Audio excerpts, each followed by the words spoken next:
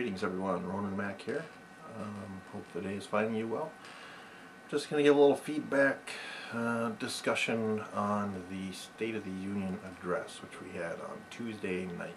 So I had to sit and watch it. I feel it's kind of a civic duty to watch, pay attention to, be aware of current events. The State of the Union doesn't happen that often, and it's not that huge of a personal investment to sit down and actually watch it.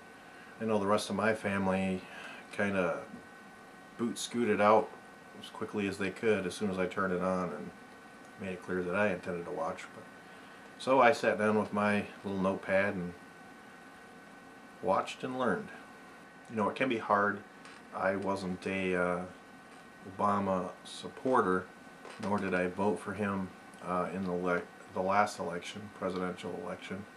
But you know, be that as it may, he is my president. Voting populace spoke, and he got elected. It seems to me like the political discussion nowadays has devolved into such a binary thinking that it's not even representative of real life. I mean, either you're a Democrat or a Republican, you know, conservative or liberal. There's not a lot of people that are binary like that. It's not like, you know, if you're a Republican, you're lockstep with every issue Republican way, or if you're a Democrat, you're not lockstep with the Democrats in every way. It's just not the nature of human beings. So, I mean, what can you say about it overall? Obama is certainly a proficient speaker. He's just got a cool demeanor.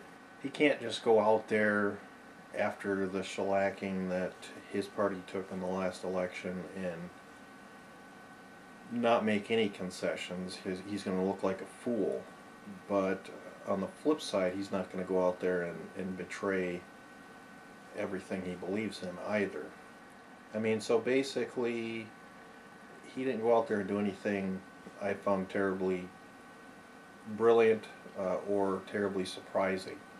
It was a decent speech overall, but I don't think it was a world-changing State of the Union. Kind of a side note, you've got Joe Biden, the Vice President, and John Boehner, the new Speaker of the House, sitting behind him. And I almost feel bad for these guys. I mean, I don't, because they chose to be there. But it's sort of a unintended side effect of their status. They have to sit behind the president while he's giving a speech. Biden has to sit there, you know, nodding and grinning like a douchebag, because you know everybody's analyzing him, his reactions, so he has to look like he's enthusiastic or positive about everything Obama's saying. And you got John Boehner on the other hand. He basically has to sit there like a deer in headlights, pretending like you know, he's not overly enthusiastic about anything Obama's saying. So they're sort of like caricatures.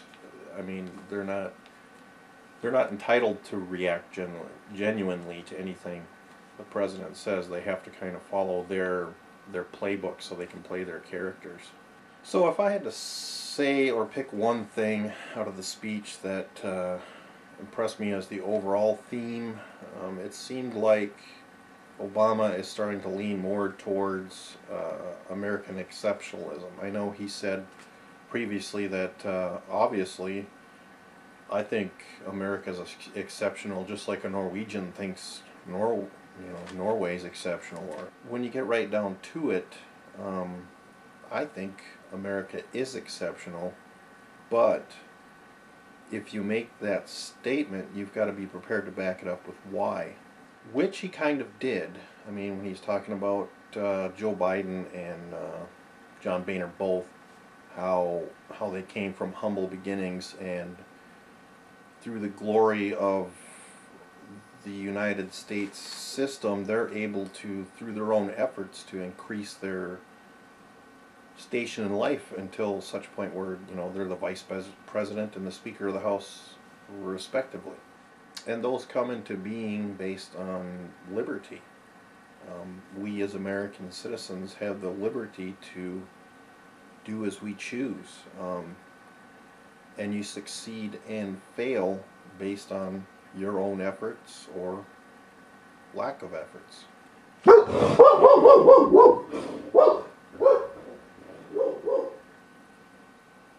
So then he gets into the, platitudes about how great the free enterprise system is and how that's helped America become the great nation that it is. And then you get into all the great companies and inventions like the, Ford with the automobiles, or Facebook, or Google.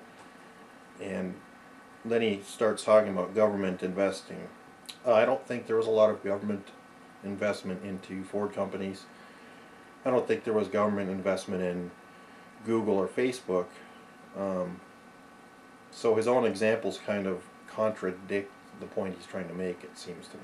I mean, from my point of view, government investment isn't what makes America great. It's individuals with ideas willing to work to build those ideas into,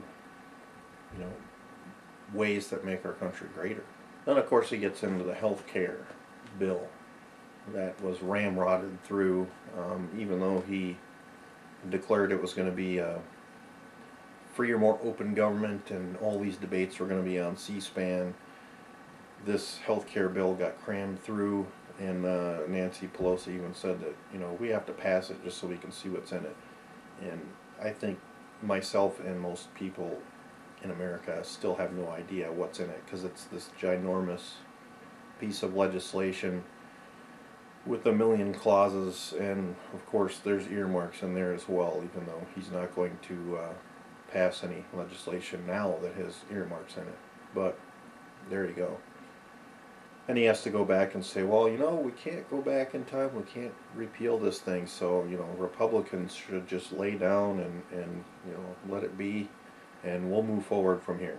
Then he broke into a laundry list of things that nobody can really argue with, and I don't see how anyone can disagree with.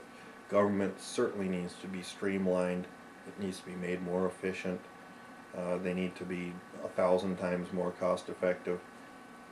Didn't really say in any specific way how this was going to be done, but I don't know of anyone that thinks government needs to be larger right now.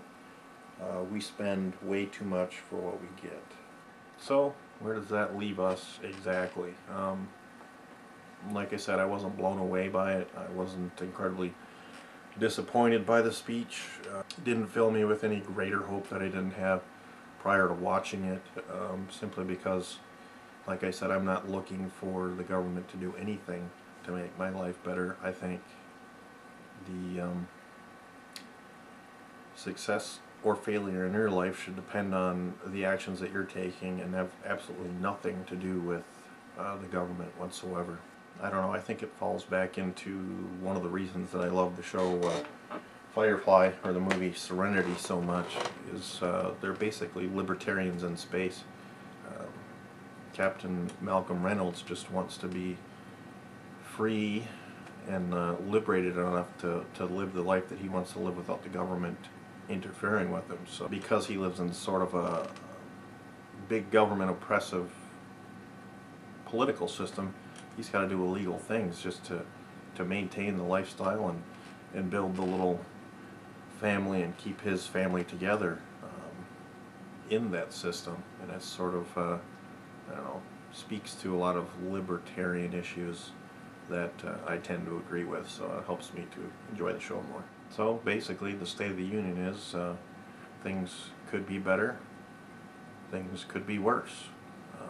What are we going to do to make our personal lives better, and what is the government going to do to stay out of everyone's way and allow them the liberty to pursue their dreams and make their life the life that they want to live? So let's us try to break free of this binary thinking. People are far more complex than the caricatures of them we like to build. Just because someone is a Republican, don't make assumptions on how they think on every issue unless they've told you. You don't know.